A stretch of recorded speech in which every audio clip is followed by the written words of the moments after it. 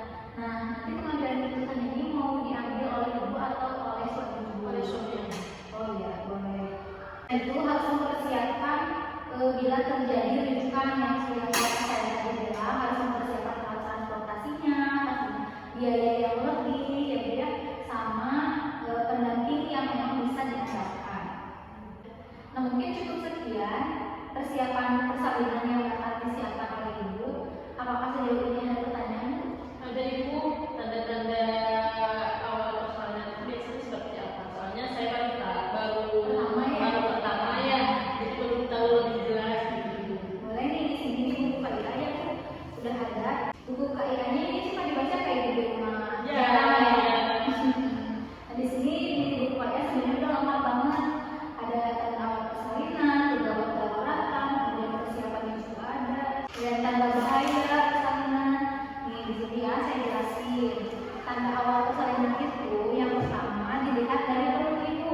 Misalkan perut ibunya mulus-mulusnya teratur, kemudian timbulnya itu semakin lama semakin sering semakin lama gitu. Kok mulusnya lama ya ibu-ibu, misalkan pertama durasinya 10 detik kita hilang, kemudian selanjutnya meningkat. Nah itu merupakan tanda awal persalinan. Jadi kalau misalkan ibu merasa perutnya mulus-mulus, tadi kan ibu kalau perutnya celekat ya, itu mah sakit bagian bawah. Kalau mulus ini ditandai dengan pusat ibu keras seperti papan atau seperti tembok seperti ini keras. Nah itu artinya kontraksi perut ibunya. Udah ngerti belum ya? Ngerti Bu. Yang kedua, ada keluar kemudian bercampur darah dari dalam daging ibu atau cairan ketuban dari dalam daging ibu. Misalkan nanti terdapat yang namanya ini ada lendir darah terus disertai dengan mulus, nah berarti itu tanda awal persalinan. Ya, kalau misalkan ada keluar cairan yang nggak bisa ditahan, itu artinya ketuban. Karena kan ibu kalau sama pipis masih bisa ditahan. Iya. Nah kalau kayak ketuban ini nggak bisa ditahan, langsung aja keluar gitu semuanya. Nah itu merupakan tanda awal persalinan. Apakah sudah jelas? Jelas Ibu. Jelas. Nah jika muncul kedua tanda-tanda tadi, ibu harus segera datang ke praktek mandiri bidan atau ke fasilitas pelayanan terdekat ya Bu.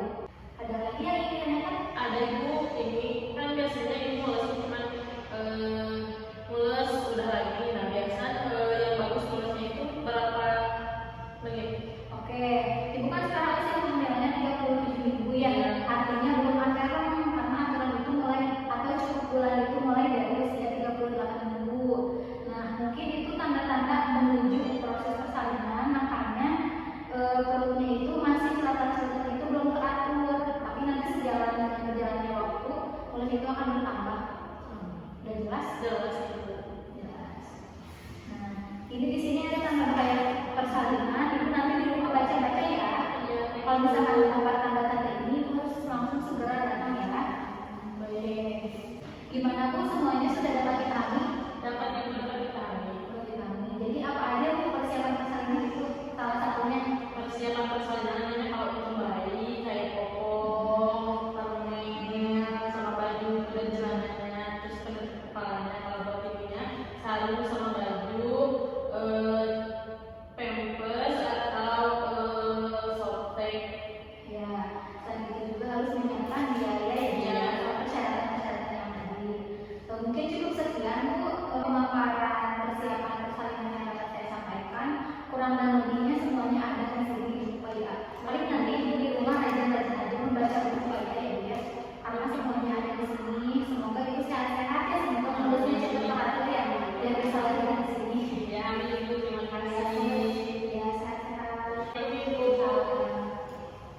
Assalamualaikum warahmatullahi wabarakatuh. Perkenalkan, nama saya Yasminahani. Di sini saya sebagai observer yang telah menilai berdasarkan konseling antara bidan dengan klien,